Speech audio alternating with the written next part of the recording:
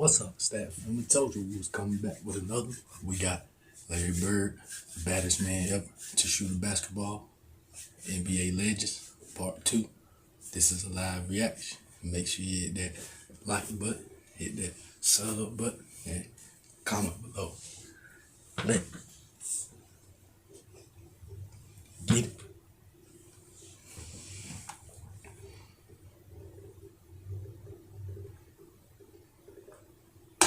I'm gonna head to the sideline like, damn. That was Larry. I mean, Larry was just, and he was saying in such a calm way that you didn't think it was trash talking, but it's trash talking. You're not gonna tell me you're gonna go over there and shoot the ball in my face. That's trash talking. It was the twilight of his career. His body ravaged by injury, a back so bad his afternoons before shoot-around were spent in traction. Larry Bird was the king of trash-talking his man and then backing it up. For instance, he once scored 40 points and had a triple-double against a young Sean Kemp. Late in the game, Kemp, who grew up in Indiana, attempted to defend a tough Larry Bird shot. Bird sunk the shot and, running back up the court, told Kemp, "I'm the best effing player from Indiana." But night after night in 1991, Bird continued to lead the Celtics. With his running mates old and new beside him, the Green faced a new upstart. Perhaps his most memorable moment came in a game against the Pacers around Christmas. Before the game, Chuck Person, known as the Rifleman, told reporters that the Rifleman is coming and he's going bird hunting. Chuck Person and the Pacers were new to the playoffs, but showed no fear. It quickly became personal between the legend and the Rifleman. Hearing this, Larry approached Person before tip-off, saying, "Hey Chuck, I have a present for you." And his first down. Bird had a knocked away by Sanders. Power shot to recovery. Bird is hurt. Bird is down, and he's hurt. And Larry Bird is headed directly to the locker room for treatment. That's a legendary moment. Legendary for real. Never get old. And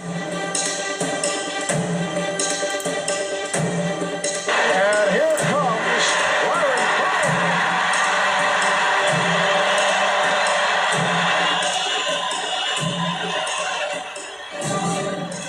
Out of the pages of Willis Reed. You know, the thing about it that I love about you is that, see, most guys talk trash and talk stuff and can't back it up.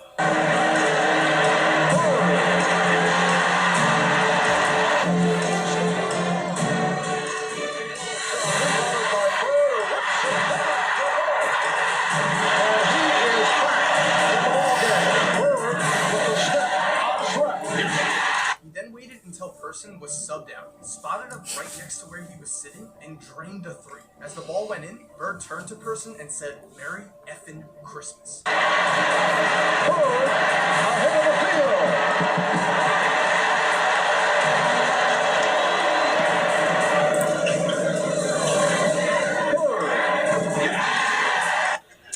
field. But Mr. Bird, you know you can back your trash talking up.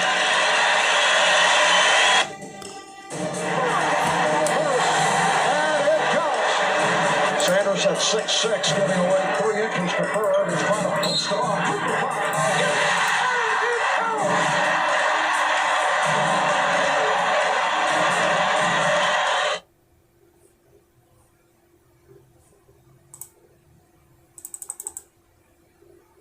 Bird hit more clutch shots, you know, in pressure situations than any player. I told you about each and every one, right? Oh yeah.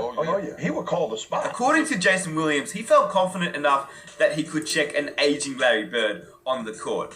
It didn't start off well for the 76ers. Charles Barkley had come to the game hungover, and Larry Bird realized that immediately. He knew Chuck had a big night out, and Larry Bird saw this as an opportunity to trash talk his way into a win.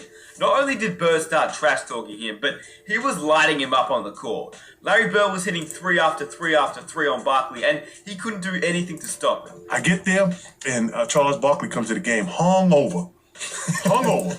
You know, you could smell it on him. Boy smells like a sailor, man. It's like possum nuts. You know, so Larry Bird comes in the game. They started, and he goes, Charlie, you've been out all night, right? Here, take this with you. Boom. He starts lightening up Charles Barkley. Larry Bird, doing what Larry Bird does, backs down the court after hitting in three and tells the opposition coach, hey, coach, give me somebody else. So they put in Rick Mahorn, and they look at Rick and say, if you got a whole ass, you got to make 2 trips, boy. You can't check me. Why? Larry Bird just talks. Then Bird says to the coach, coach, put somebody else on me. And so he did. And so on came Armand Gilliam. Now, as you can imagine, Larry Bird started lighting him up as well. So after Larry Bird started killing Gilliam, he struts back down the court just like Larry Bird does and says, hey, coach, put the rookie in. You know, he tried back. He looks over at the bench, and he goes, hey, coach, put the rookie in. I was like, yeah, put me in. You better not hope he don't put me in. And then Jimmy goes, Jake, go get him. And I go in, I go, yeah, what you want to do? Come on, baby, let's go. Let's get it on. And he gives me a pump fake, and I jump clear across his head. And when I come back down, he looks at me and goes, stupid rookie. Boom, and hits a 3-pointer. So I'm like, oh, okay, that's one. He's Larry Bird. Okay, the next time, I'm just going to play him this way. I'm not going to jump. And he's laughing. His third goes, gets the Birdman, whap, hits another one. So 6 points in not 25 seconds. So I go, shit, now what do I do? So I'm caught between the fart and the shit. So I'm just, I'm like half jumping, half jumping. I look like a damn orangutan. What to do? Now I'm panicking. And he just gives me a pump fake, crosses over, hits another. Got 9 points now, man. Post me up. 5 down, he calls. They throw the ball in the post. He pump fake, goes around and dunks on me. Now I'm like, oh shit. I got dunked on by a white man who's on the end of his career. Larry Bird. It's a wrap now. From that point on, Williams not only doubted if he should be playing NBA basketball, but he contemplated suicide for a brief moment. I'm starting to think when we run back down, maybe I shouldn't play basketball. Maybe I wasn't that good. Maybe I should have been a brick mason. You know, what the hell am I doing here? I can't go home now. If this guy scores one more bucket, I'm thinking suicide. I really was. I was like, what the? Larry Bird had destroyed his confidence in an instant. So the second half starts, and I'm on the bench, and he starts lighting up Charles Barkley again. He's lighting up Rick Mahorn. Then he's lighting up Armand Gilliam, right? And the coach comes down to the bench. You got nobody else to put in the game. And he looks at me, and I start looking into the stands with the fans. I wouldn't give no eye contact to Jimmy Line, to the coach. And I'm like, please, don't put me back in there with that white guy. Please, whatever you do. It was the first time in my life I was ever scared to be go into a basketball game. Larry Bird made a grown man not want to play the game he loved because it was killing him too much. Again, it's like it's telling the story in the air. See, people don't realize how big Larry was. He was 6'10". He was 6'10", shooting that fade away from the court. There's nothing you can do Tell about us about it, Sneak. Tell us about Larry Bird. Seems like we have some experience on this topic. Tell us about it. Experience. I give you a game. Well, Kevin McHale scored 57 one night. So Bird said, I'm going to break your record against Atlanta. I'm like, won't get 55, not here. It's a duel. Put down your saber. Logan responds. It's Bird's turn. Comes up with a shot and the Celtics lead.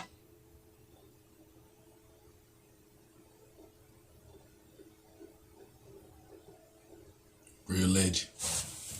Going into that game, I thought there might be a ray of sunshine because one of the bellmen told me that he had heard that Larry and a couple of his teammates may have gotten in a little bit late the night before. So I was saying, hey, maybe Larry won't have a real good night. Damn, Bird. He's heating up. Well, In New Orleans. Bird, the bomb. Bird, the fall away. Bird out of the left corner. The bomb is good. To say that Larry had a hot hand is an understatement without question. Damn, he's going, Damn. You can't give him that shot. You can't give him no shots. shooting each other. Some free chili. He got so hot in that game. Not at all. Bird posted left, takes the jumper and hits it again. Backs in, posted up Bird, takes the jumper and hits it. As good an exhibition of basketball as I've ever seen. 15 remaining in the third. Bird posted left, Damn. takes the jumper and hits it again. Ooh, it's hitting the bottom of the net. 9, Larry Bird is just unconscious. That you talk about that patented step back. Fields Damn. takes it and drills it again. He's unbelievable. Coach. A lead for Bird front court. Bird shoots the jumper right side, good.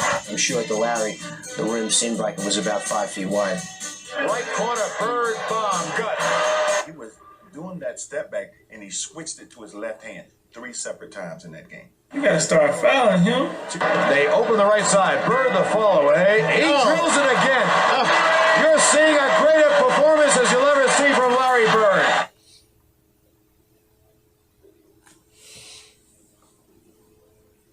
Never seen nothing like it.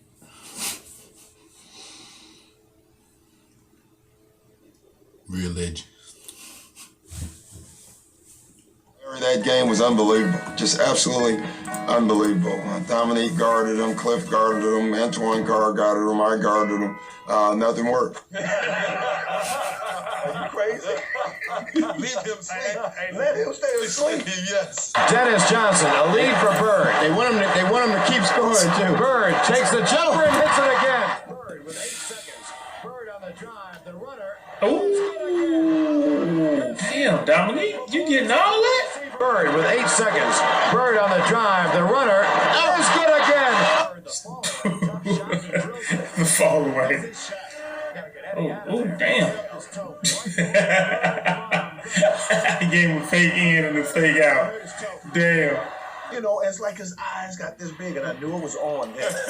I said, I knew it was on. And when you talk about clutch shots, he hit 10 clutch shots. Larry Bird. Yeah, he on fire. He unconscious. Larry Bird.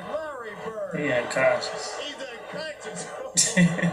I was going to In say, that game. you had 47 in that game. Larry Bird had 34, but 20 of those in the fourth quarter. So clutch is not just the final 3 or 4 seconds of the game. Bird kills you. Defensive stop. Must here for the Hawks. Johnson gets it into Bird, and Wilkins is there. Bird comes free. You are watching what greatness is all about. And the thing is, we were sending everybody at him to slow him down. He was so hot that I think one of the shots he hit was a left-handed 3. That's when you know a guy is in the zone. There's Bird. 14 seconds. Damn, falling up. Oh. He was scoring anywhere on the floor that he wanted. Is this when I mean, it was giving each other and the bench was giving each other 5. He makes a jump shot, and the Atlantic players are high-fiving each other like, man, this guy's so hot. Bird has 54. There's Bird. Bird, 14 seconds. He got fouled. He hit the shot. Oh, boy. Larry Bird made about every shot you could imagine in that game. Bird with 8 seconds. Bird on the drive. The runner is good again. Did you get in a fight with them after the game? Forget Larry. Did you beat anybody on the bench? Because you even 5, he's scoring on me. Every one of those guys got fined $3,000. Good. I've never seen a guy get that hot before. He called it. He said rainbow trainer's lap. You know, and he faded away, hit the shot, and fell into our trainer's lap. And Bird falls into Joe O'Toole. Larry Bird. What more can you say? Larry Bird. Larry Bird. That white boy was a bad man. They got fined $3,000, right? Yes. Now, we Definitely. watching the film the next day, and we looking at everybody. Off the pick comes Bird. Bird on the drive. The floater is good. Down low for Bird with position. He fakes it and shoots it good. Bird out of the left corner. The bomb is good. Off the pick comes Bird for the bomb. Got it again. Off to Bird for the open 20-footer. It's good. On the left wing, Weapon. Down low, Bird. He gets away from the steal. The layup is good. Posted on Bird. Takes the jumper and hits it. Bird. Shoots the jumper right side, good. Bird posted left. Takes the jumper and hits it again. Bird who feels it and takes it. And drills it again. Bird will try another jumper. Damn. Third. Bird for the bomb. Got it again. 2-on-1 with Bird. Bird's layup is good. Bird with 8 seconds. Bird on the drive. The runner is good again. Here's Bird. Bird the fall away. Tough shot and he drills it again. McHale his toe. Right corner. Bird bomb. Good. They open the right side. Bird the fall away. He drills it again. A lead for Bird. They want him to keep scoring too. Bird takes the jumper and hits it again. There's Bird. Bird, 14 seconds, he got fouled. He hit the shot. The reason why Larry Bird got so hot in that game, in that fourth quarter. Kevin Willis and I and Bird was running down the court, and Kevin reaches across me and puts his finger And Larry Bird's chest said, "Don't let this so-and-so score any more tonight." And I looked at Kevin, what you doing? Bird will try another jumper and hit it at the buzzer. Greatest shooting Bad you've man. ever seen in my Damn. Bird has 60 points. Larry Bird scored 60. Now, Fratello fined everybody $3,000, but what y'all didn't see was he was sitting down like, You know, you should have filed Fratello $10,000 because can't he call a double team? Yeah, man, he was stroking that bitch from everywhere. Fadeaways, up and unders. Giving them everything. You just feel it. You can sort of tell, and things were clicking right off the bat. There's Bird. Bird, 14 seconds, he got fouled. He hit the shot. Larry Bird. You know what the age-old question is, Timmy? Oh, could he play in today's game, right? Because everybody now is bigger, stronger, faster, jumps higher. Is that true? Because I look at Larry Legend and I go, Larry Legend is a legend for a reason, and he can play in any era. Well, I think his game would have had to adjust to the height, size, and athleticism of the games nowadays. But think about this. He would have torched a guy like Karl Anthony Towns. These young guys with his basketball IQ. Yeah. He was a grown man. 3 years of college. Oh, and before that, we might have never knew about Larry Legend. He was hauling garbage. Started off in Bloomington at IU, didn't work out there, goes back home, contemplates ever playing again. The fact that he was a grown man against these 20-something-year-old kids, he would have had his way. As a caveat growing up, I hated Larry Bird. I was a Sixers guy and Julius Erving. But damn, did you respect the hell out of the guy. Because it just seemed like, he's slower than everybody else. He can't jump. And yet he'd always seem to be open, always seem to get the big rebound, and always seem to make the right pass. Yeah, I think his basketball IQ is something that goes kind of under the radar. When you think about guys that really know how to play or teams that really know how to play, you know what those teams and guys do? They win. Yeah. And I think that's what Larry would have done. He would have kept on winning. The interesting thing was Larry growing up his whole life, no three-point line. Nope. Think about every court he played on, there was no three-point line. If he would have had that, sorry, Dave, mindset from the get-go, I'm going to need a shot after hearing that. He averaged 24 points a game over the course of his career. I think it would have been towards 27. Kobe was always my favorite since I got out. I don't like that, by the way. But LeBron James is by far our best player in this league. I just learned something new. I ain't know that being your legendary. That's legendary right there. We begin with the association. Longtime Indiana Pacer Reggie Miller showed loyalty to his former head coach Larry Bird on Friday. Miller played under Bird for 3 seasons with the Pacers, making 2 All-Star games during that span. Now, in an appearance on the Dan Patrick Show, Miller said he would take Bird in his prime over LeBron James in a hypothetical draft. Larry Bird at his best, LeBron James at his best. God. And do we have to put the teams too, or just individual players? If there's a draft, oh my God, you can take Bird or LeBron. So let's say I take Larry at this age, when I think he averaged 30, 10, and 7, something like that, and LeBron right now. So you got Larry Legend. Okay, or now LeBron. what rules are we playing to? We're playing today's rules. Oh, I gotta go with Larry Joe. I gotta go with Larry Joe. In today's rules, you can't touch him. Yeah. And Larry, so this is 27, 28-year-old Larry and 27, 28-year-old LeBron, right? Or is he 30 now, right? 30. Yeah. So 30-year-old Larry, 30-year-old LeBron. Okay, give me Bird's stats at 30. At 30. Because that was an MVP season, I think. Yeah. Wow. 30 points a game, 9 rebounds, 6 assists, 2 steals, and a block. Hey, can I answer that question now? Larry Joe. Yeah. So Larry if he averaged Joe. 30 back then, you take Larry Joe. Larry Joe for the win. Skip, Reggie would take Bird over LeBron. Do you concur, my friend? Stephen A. Smith, I do concur. I do agree. In a hypothetical draft, that's what they started off with, I'll take it at any age. You can do it at 18 or 22 or 26, 28, or as they finally concluded at age 30. I'm going to take Larry Bird just a little bit over LeBron James. Now, you can argue, LeBron is such a superior athlete, and I will not argue back. But as an all-around basketball player, as a leader, and especially as a clutch shooting difference maker, I'm all about Larry Bird. He was a bad boy. For those of us, those in the audience who are just too young to know, bad boy. Better shooter from LeBron at any distance.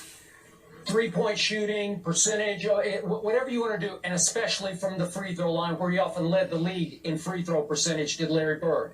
Better rebounder, clearly just a little bigger, had a little more better knack under the basket for acquiring rebounds a la Dennis Rodman as a below-the-rim 6'9" rebounder.